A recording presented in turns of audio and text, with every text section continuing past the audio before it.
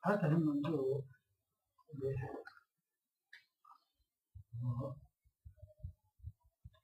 전주的新界的咱们县的各都是县的各地的也有，开始现在全区的新界，那么全区的新界过去，咱们主要的我这些各地还是不是还有就是。On est arrivé ce soir au point de l'enseignement où on va aborder le thème des engagements liés à l'esprit d'éveil. C'est donc la suite des enseignements précédents.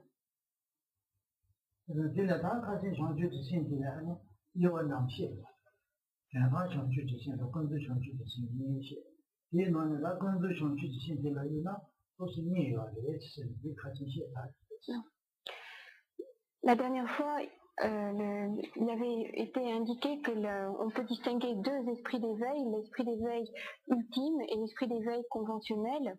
Et qu'en ce qui concerne le dernier, c'est-à-dire l'esprit d'éveil conventionnel, on distingue à nouveau deux aspects de l'esprit d'éveil conventionnel. Et c'est donc ce qui avait été abordé la dernière fois.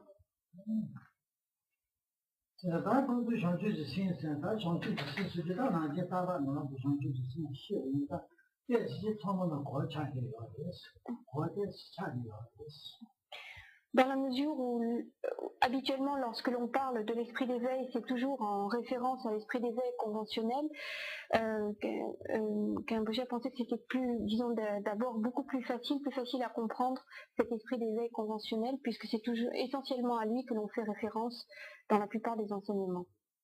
En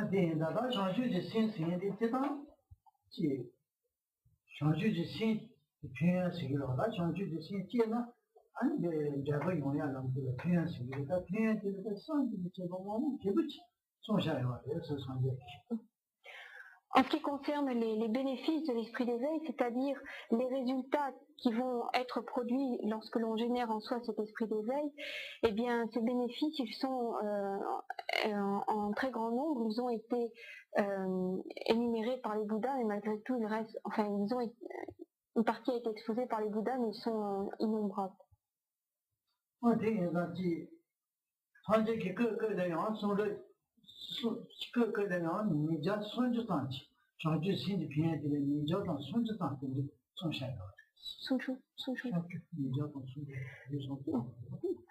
Alors, il y a eu, dans certains de ces enseignements, le Bouddha a exposé 230 bénéfices à la production de l'esprit d'éveil.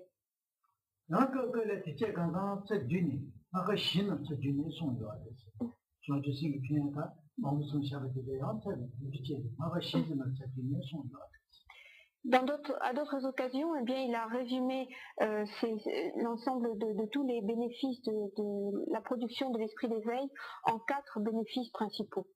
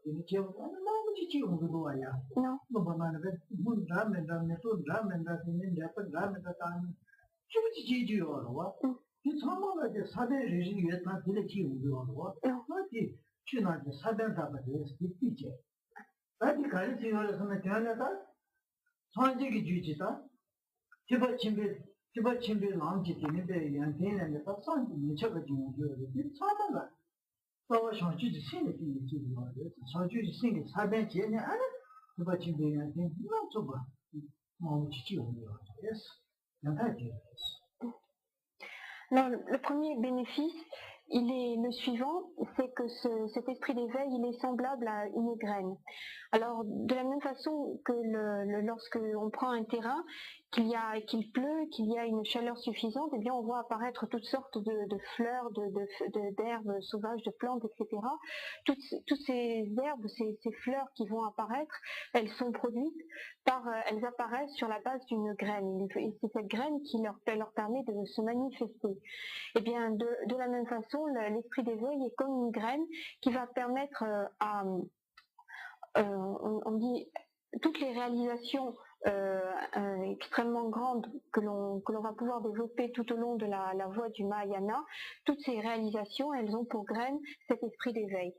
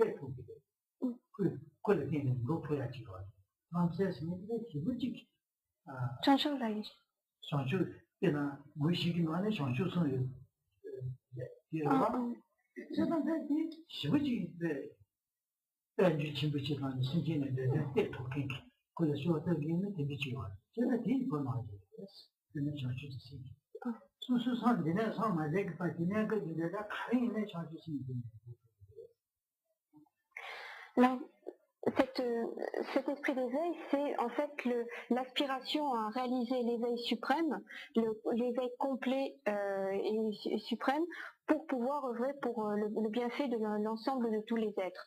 Donc, grâce à cet esprit d'éveil, eh bien finalement, on va pouvoir réaliser cet éveil suprême.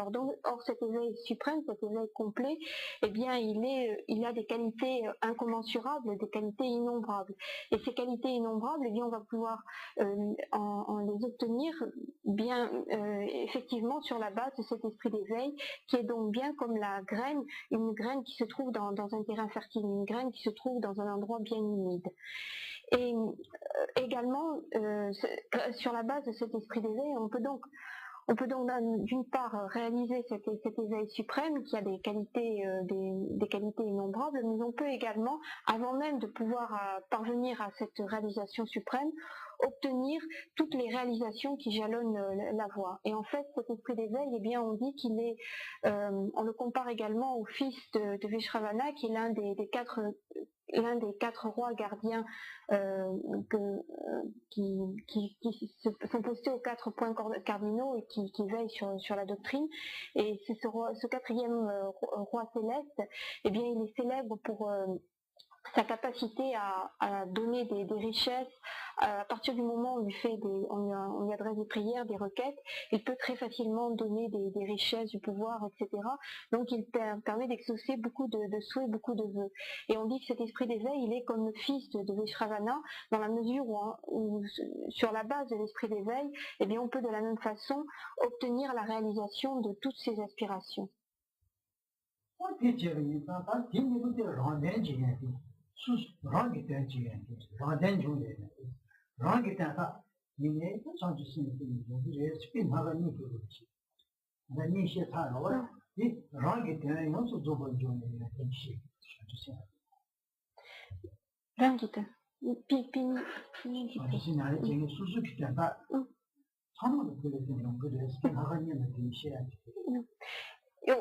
Grâce à ces deux exemples, on peut voir que sur la base de l'esprit d'éveil, eh bien, on parvient à la réalisation pour soi-même de ses propres aspirations. C'est-à-dire qu'on arrive à la réalisation de ses propres aspirations, de ses propres buts.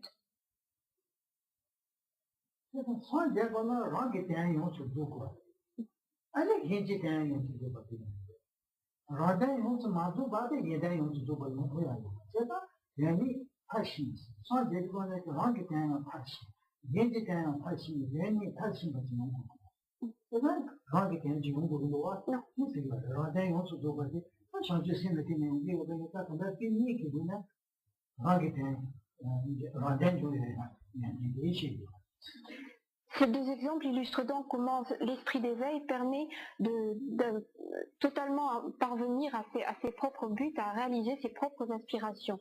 Or, arriver à œuvrer totalement pour son propre intérêt, c'est l'une des deux conditions nécessaires pour réaliser l'état de Bouddha. Pour pouvoir réaliser véritablement l'état de Bouddha, il faut non seulement parvenir à réaliser ses propres buts, mais également parvenir à réaliser le but pour autrui.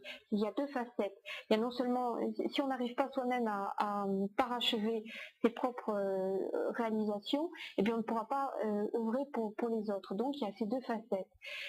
Par ces deux exemples, on montre comment la première facette, c'est-à-dire réaliser son propre but, ses propres aspirations, peut être accompli grâce à l'esprit d'éveil.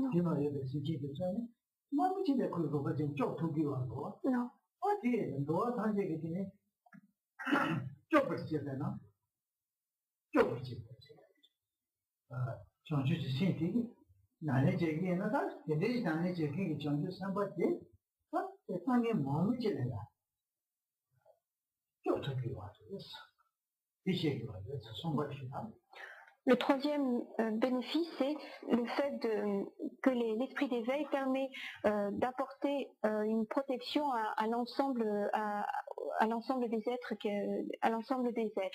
Elle est comme...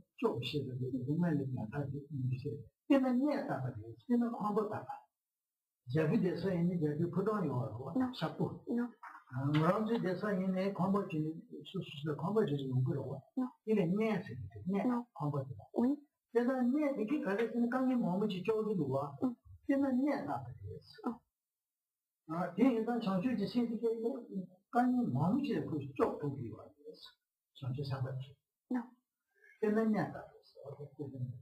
Ce troisième point est illustré, on donne comme exemple, comme analogie, la demeure, un lieu d'habitation. Et on dit que l'esprit d'éveil, eh bien, il est comme un lieu d'habitation, comme une demeure qui protège ses occupants des intempéries, qui les protège de la pluie, qui les protège du froid, qui va les protéger également de la chaleur excessive. Donc un lieu d'habitation, que ce soit le palais, le château d'un roi ou même la maison d'un simple particulier, tous ces lieux, ces demeures, ces lieux d'habitation ont cette capacité à protéger. Et de la même façon, cet esprit d'éveil, lorsqu'il est mis en pratique par quelqu'un, eh bien, lorsqu'il est développé, par quelqu'un, eh bien, il permet de protéger, d'apporter une protection aux autres êtres.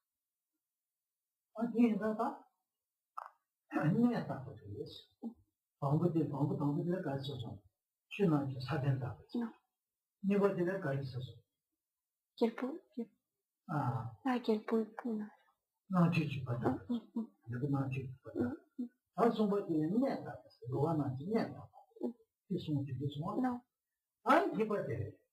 Ah, c'est la saïjin d'été, ça c'est si tu vois, ah, il est combat de gagne pas. Non. Ah, ça c'est si tu qui donne. Moi, si tu prends des pieds, tu vois. Non. Il est bien de gros, moi, si tu prends des saïjin de matin pas. Ah, c'est pas, ma calme qui de pas de dire, ouais, de ta point de. 사긴 되긴 좋아. 너무 지금 대체기거든요. 대체되더니 인바이에서 아 자주 세대요. 아 진짜 한대기냐. 대답 잘해요. 사기기 생생기 대체가 나오고 자주 세대요. 대체 도시인데 가르쳐 보지. 자주 세대 대받침대 개발침대 랑 처음으로 이제 시대랑 잘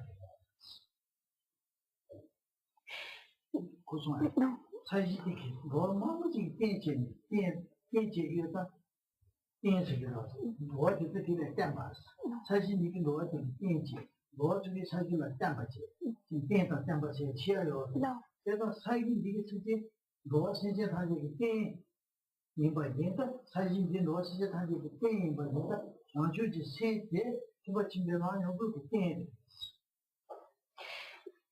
Le quatrième point est illustré par l'exemple de la Terre. La Terre est un support, le support de tous les êtres qui se trouvent actuellement sur la Terre. Bien sûr, il y a certains êtres célestes notamment qui n'ont pas besoin d'un support, le support de la Terre pour vivre, mais pour la plupart d'entre nous, eh bien cette Terre, elle sert de support. On s'appuie sur la Terre en fait pour pouvoir survivre. Et de la même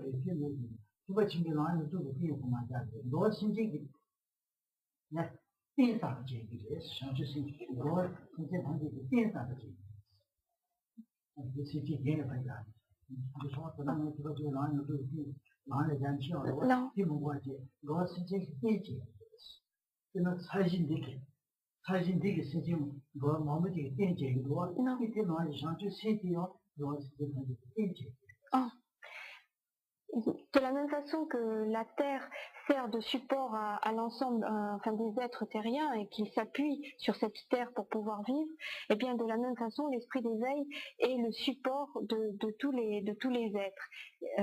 C'est le support sur lequel ils vont s'appuyer.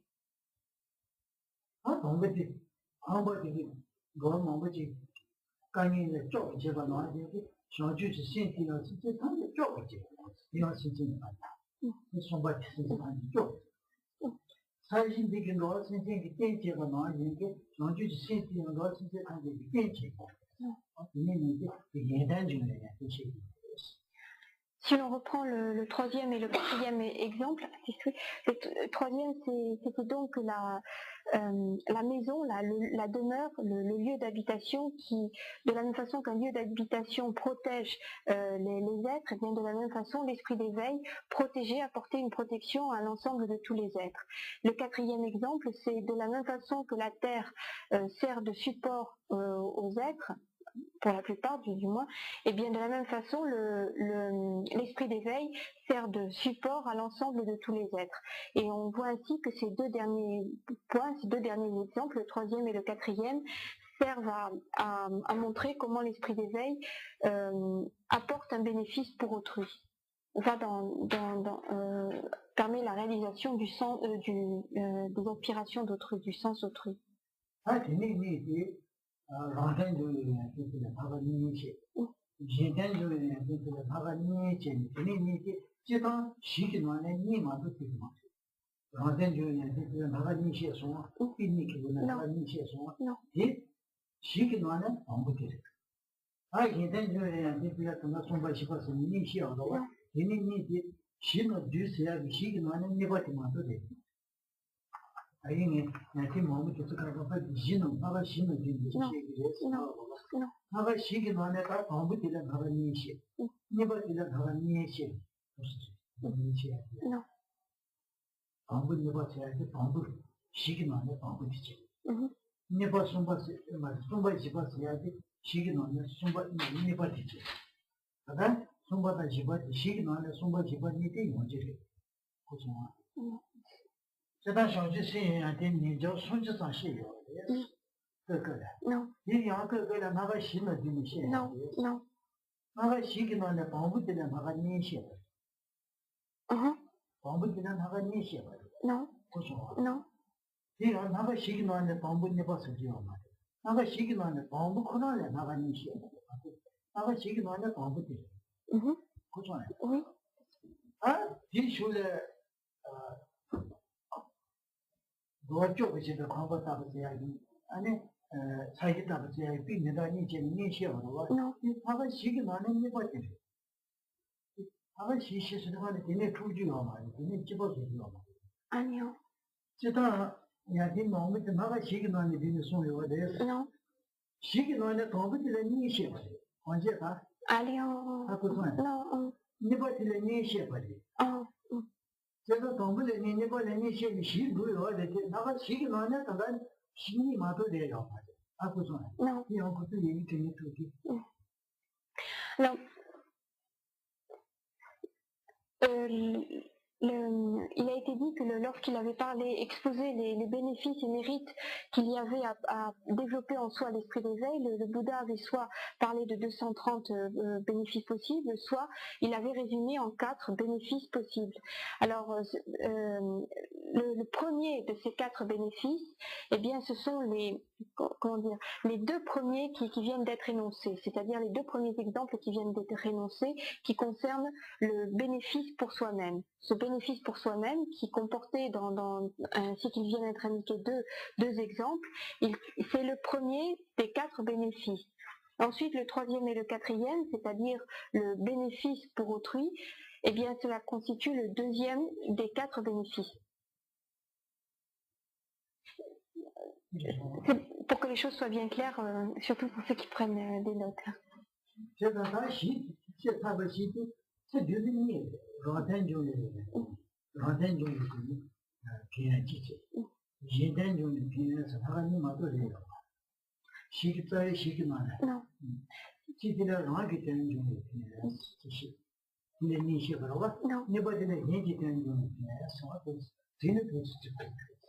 Donc jusqu'à présent, sur ces 4 bénéfices qui résument l'ensemble des bénéfices de l'esprit d'éveil, 2 ont été abordés. Le premier, c'est les bénéfices pour soi-même, pour soi-même, qui recouvre même deux exemples. Et le deuxième, c'est le bénéfice pour autrui, ce qui recouvre à nouveau deux exemples.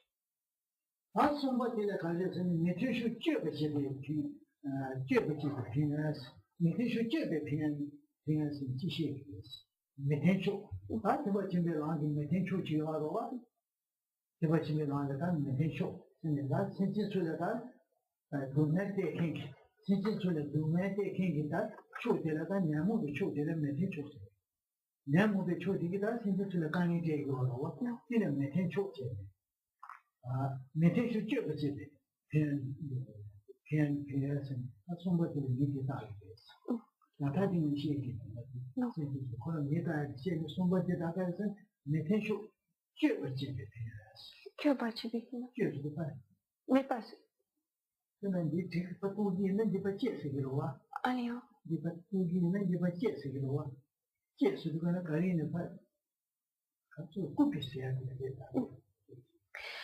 Le troisième donc, de ces 4 grands bénéfices, c'est littéralement couper court à toutes les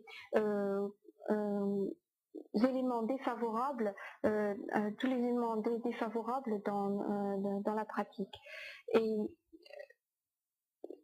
ces éléments défavorables, eh bien, c'est tout ce qui peut nuire à autrui. Tout ce qui peut nuire à autrui, eh bien, ce sont en fait les facteurs mentaux perturbateurs, les kleshas.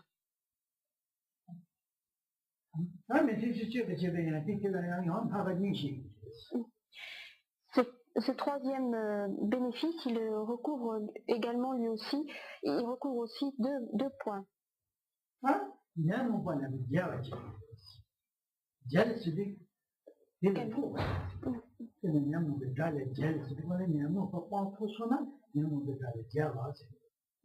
Non.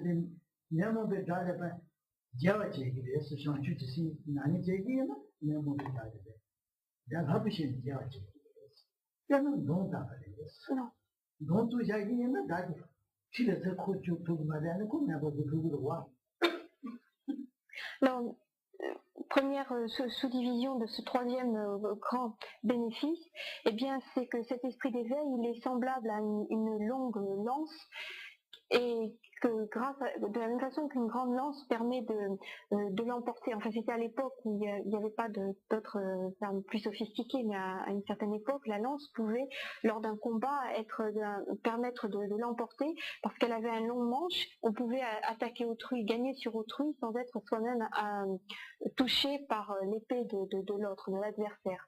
Et donc la lance avait cet avantage de pouvoir l'emporter sur l'adversaire. Et de la même façon, eh bien, cet esprit d'éveil, il est comme une lance qui permet de l'emporter très aisément sur les facteurs mentaux perturbateurs, sur les kleshas.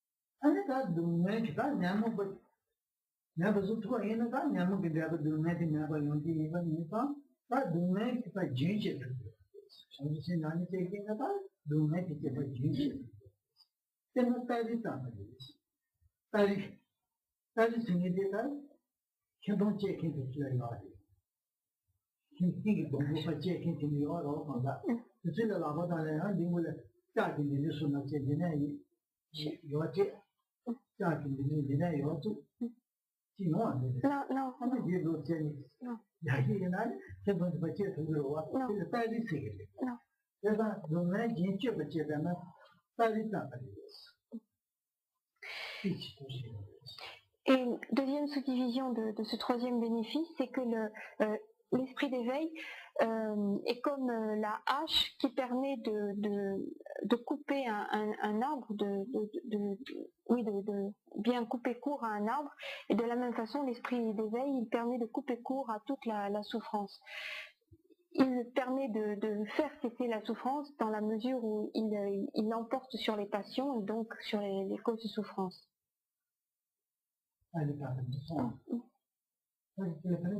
H.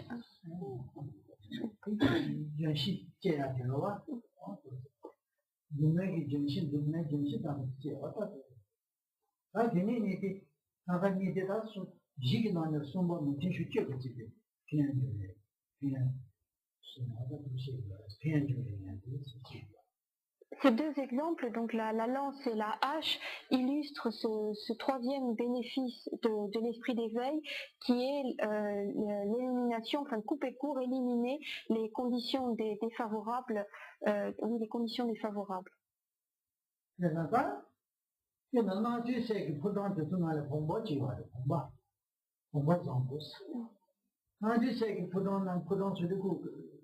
차도 남겨와 이만의 공부 정도씩 공부 되게 삼바탄제 용도 조후기어래 공부되는 양면한테 지지기는 아니 왜 수술 삼바마지게 하지 농토야지 그런 게 뭐지요 공부돼 수술 삼바제 하지 말이 다들 그 삼바에 산지기 고관담도 되는 말이에요 내가 수술에 집행주 무시하고 소바 가리 무유연하지 나도 세게 공산들이야 세웠더니 내가 저기에는 내가 그 삼바탄제 내가 삼바탄제 그 노트야 이제 뭐지 와요 내가 제 나아지게 공산 나아지게 전주지 세지 나네 제기에 나는 수술이 삼바 가리 삼바에는 정말 이렇게는 노트를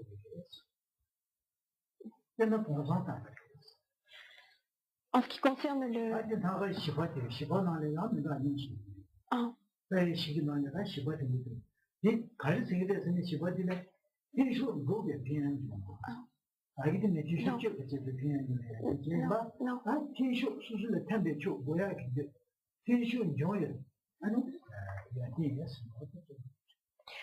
Le quatrième bénéfice, c'est l'obtention des conditions favorables.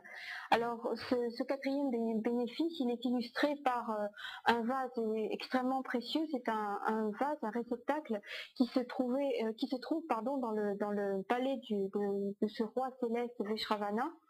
Et il est dit que lorsque l'on faisait des prières, des requêtes auprès devant ce vase, on obtient lorsqu'on fait des prières auprès de ce vase, eh bien on obtient la réalisation de toutes les souhaits que l'on pouvait avoir. Alors bien sûr, ce sont essentiellement des souhaits mondains, c'est-à-dire l'obtention de telle richesse, de tel honneur, etc., non pas l'obtention de souhaits, enfin d'aspirations beaucoup plus ultimes, beaucoup plus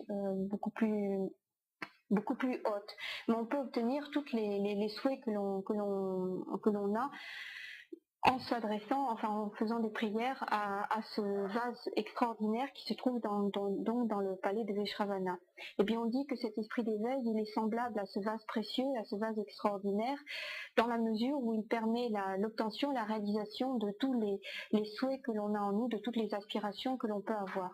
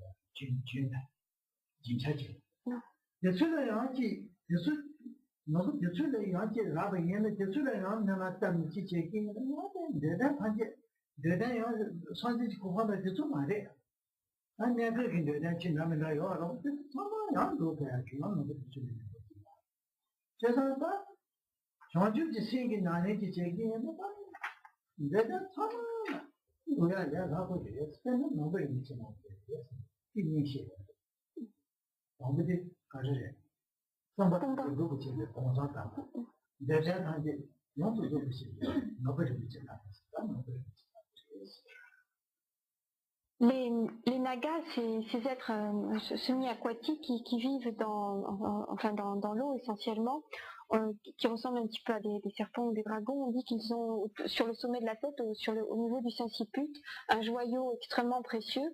Ils ont différents types de joyaux. Les rois des nagas ont des joyaux particulièrement précieux. Et si on arrive à les obtenir, on dit que ce sont des joyaux qui exaucent tous les souhaits. Et qu'à partir du moment où on le détient, eh bien, on peut obtenir la réalisation de tous ces souhaits. Bien entendu, là encore, ce sont des souhaits essentiellement mondains, d'obtention de richesse à court terme, de bonheur, d'honneur, etc. Et non pas des réalisations plus suprêmes telles que la réalisation de l'état de Bouddha. Toujours est-il que ces joyaux sont donc extrêmement précieux, on les appelle les joyaux qui exaucent tous les vœux. Eh bien, on dit que l'esprit d'éveil est semblable à ce joyau précieux qui exauce tous les souhaits.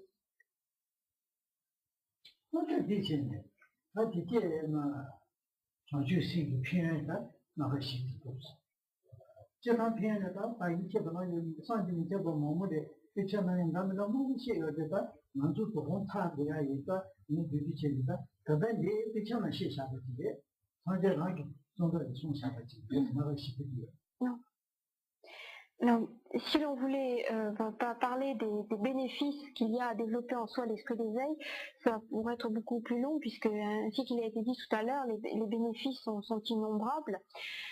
Puisqu'il fait ce soir le cycle d'enseignement se termine, Karim Botché a choisi de présenter ces bénéfices sous cette forme en 4 grands bénéfices, mais il faut bien savoir que ces 4 bénéfices ont été enseignés par le Bouddha lui-même. C'est lui-même qui a établi cette présentation résumée, succincte, sous la forme de 4 grands bénéfices.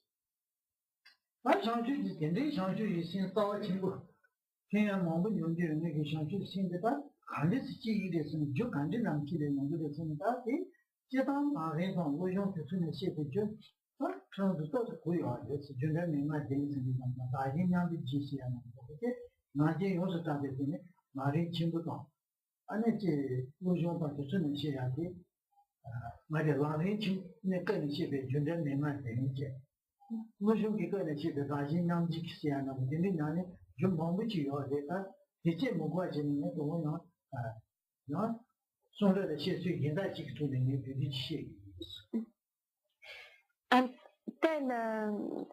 tel joyau précieux comme l'esprit d'éveil, comment va-t-on réussir à le développer en soi? Alors, il y a différentes méthodes. Vous avez certainement entendu parler de celle qui est exposée dans le cadre du Lamrim, de la progression progressive vers l'éveil, qui est la méthode en 7 points. Il y a également la méthode qui est donnée dans l'entraînement de l'esprit, le Lojong, qui est la méthode d'échange de soi-même avec les autres.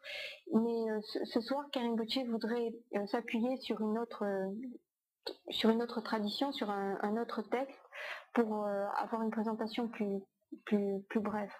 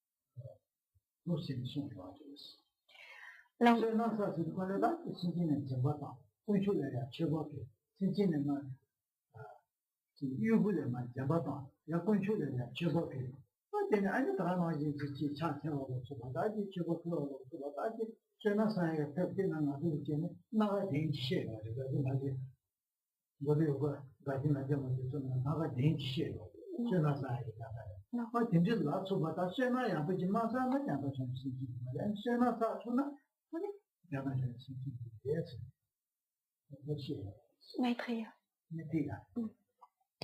Alors, Maitreya, lorsqu'il a parlé de l'esprit d'éveil, a donc également distingué l'esprit d'éveil ultime et l'esprit d'éveil conventionnel. En ce qui concerne l'esprit d'éveil ultime, bien pour parvenir à le développer en nous, il faut arriver à l'accumulation, à parachever l'accumulation de mérite et de sagesse. Et cette accumulation de mérite, elle est extrêmement importante. Sans accumulation de mérite, eh bien on ne peut pas parvenir à développer en soi l'esprit d'éveil sous sa forme ultime. Et cette accumulation de mérite, eh bien, elle s'effectue lorsque l'on accomplit par exemple des prosternations, lorsque l'on fait des dons, lorsque que ce soit des offrandes aux trois joyaux, ou bien des dons qui sont faits pour les personnes indigentes, etc. Et par exemple dans les prières, enfin dans les textes qui sont récités, dans les prières qui sont récitées dans le Guru Yoga ou dans le Ganden Lagama, il y a les 7 pratiques qui permettent justement d'accumuler des mérites. Donc cette accumulation de mérites, elle est extrêmement importante pour parvenir à développer en soi cet esprit d'éveil sous sa forme ultime.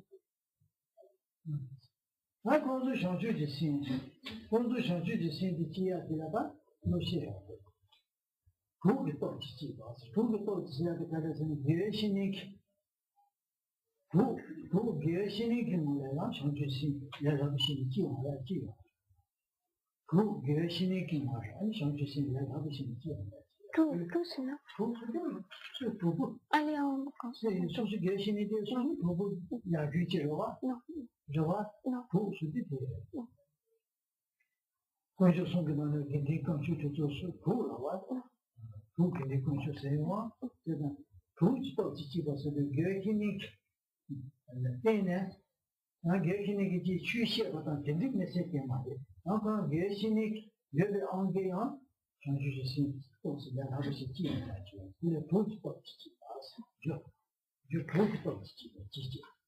Non. En ce qui concerne l'esprit d'éveil conventionnel, eh bien, il y a cet esprit d'éveil conventionnel, il va pouvoir se développer en s'appuyant sur différents éléments. Le premier, c'est la force de l'ami, et cela désigne plus particulièrement l'ami spirituel, le maître spirituel, l'ami de bien. 제가 리싱에 가진 무대 도시가 리싱이 좋아. 산재야기 네버 참치. 산재야기 네버 지고 제가 진짜 한국 이제는 네버 지고. 산재야기 네버 데 리싱. 제가 리기 도지나 지원해 지요.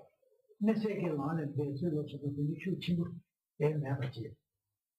걔네야야 지. 저 부모 매번에 리기 그런 도지나 정주지.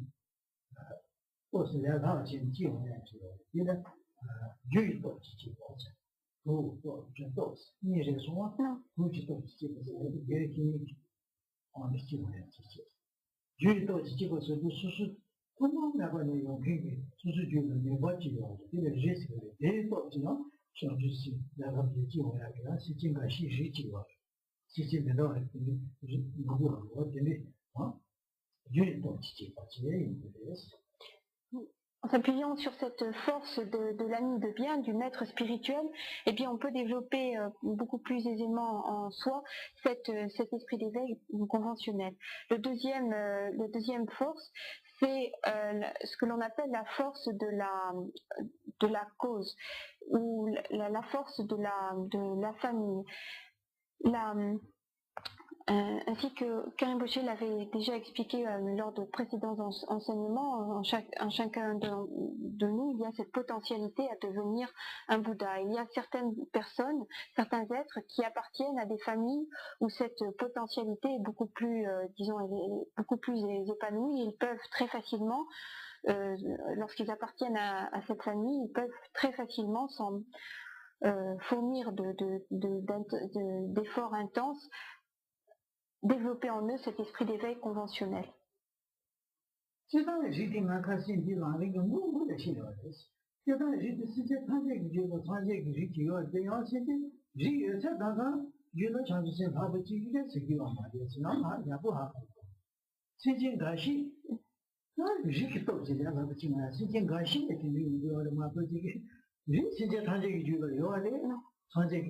Non.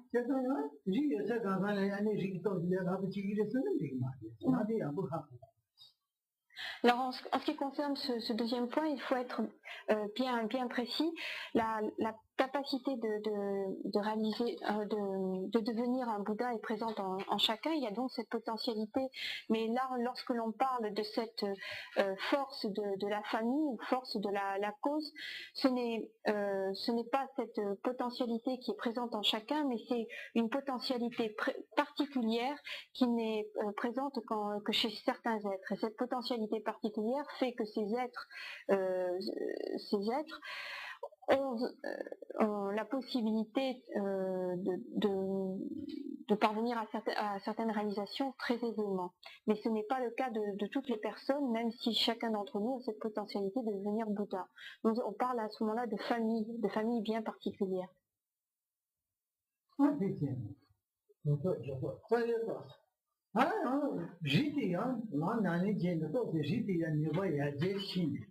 J'étais niveau de ya ji chi ni ya ji on chi ni tele getso konde to chi ba se getso de ya konde to chi kare se ne ta gi ji yo ro wa ji ti na ni che ne ya niveau de ya ji to ni to chi ya chi tele getso konde to chi ba se. Troisième force qui est donnée, c'est la force des mérites accumulés. Et cette force des mérites accumulés, elle permet en fait d'amplifier la potentialité que certains êtres avaient déjà de développer en eux cet esprit d'éveil conventionnel. Donc cette accumulation de mérites permet d'amplifier les potentialités.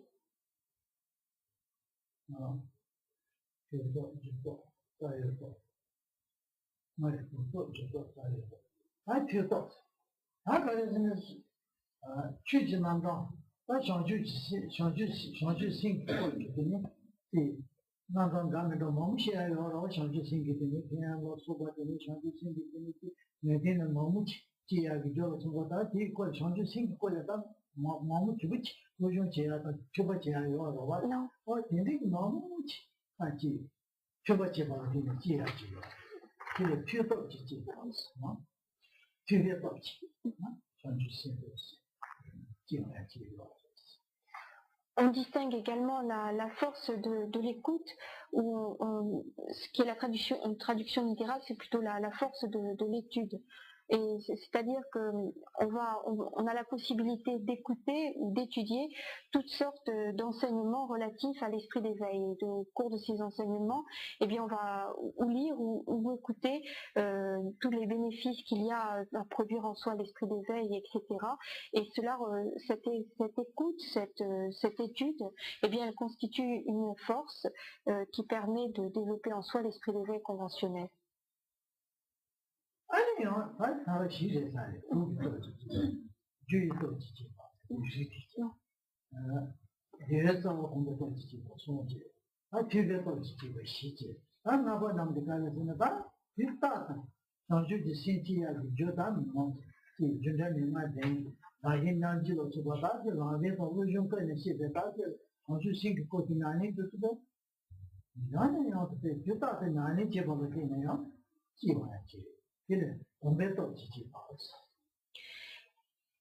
On distingue ensuite la force de l'intensité donnée par la pratique. Et cela désigne le fait que de façon régulière et sans continuellement, eh bien, on va s'entraîner dans les pratiques qui sont exposées notamment dans le Lamrim, comme les sept points du Lamrim, ou bien on va s'entraîner dans la méthode qui est donnée dans l'entraînement de l'esprit, dans le Lojong, et cela va donc donner une intensité, et c'est cette intensité qui permet de développer effectivement l'esprit d'éveil conventionnel.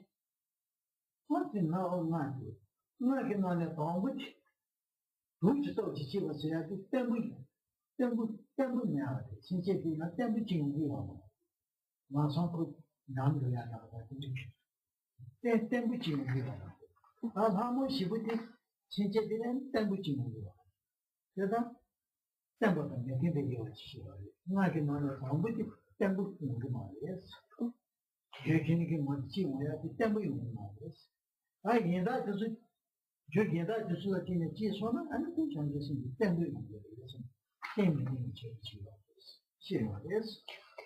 Alors, il y a donc 5 forces qui ont été exposées et qui permettent de développer en soi l'esprit d'éveil conventionnel. Il y a la force de l'ami de bien, la force de la cause ou de la famille, la force de l'amplification de la famille par la force de l'accumulation de mérite, pardon. 4e point, c'était la force de l'écoute, enfin de l'étude, et 5e point, c'était la force de l'intensification par la pratique. Et il dit que par rapport à l'esprit d'éveil qui est développé sur la base de ces 5 forces, le premier est qualifié d'instable. Alors que les 4, disons l'esprit d'éveil qui est développé sur la base des 4 forces, des 4 dernières forces, est qualifié de stable. Celui qui est développé sur la base de l'ami de bien est qualifié d'instable. Si c'est la force, hein? Comment dire, la force, c'est une vue, et también no te dio, tiene que ser ya.